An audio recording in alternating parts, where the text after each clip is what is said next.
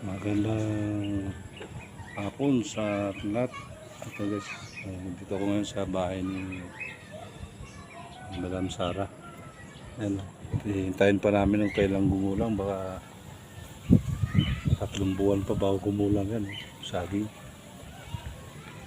Katamaan ng islab. Ayan.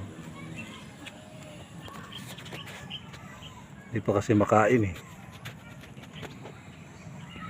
Ano kayang gawin nito? Ano lang, ibubutas lang muna. Pwede kaya ibutas lang muna. Para tiba na yung saging, saka na buuhin pag slab. Ayan.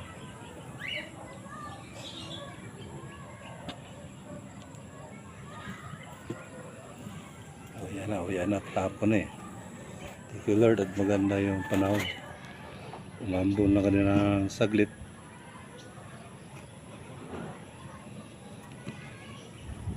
Ayan.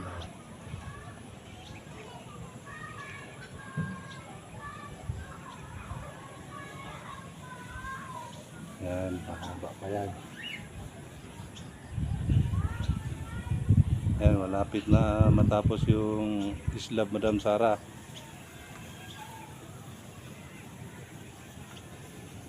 Kunting tiis na lang. Matatapos din.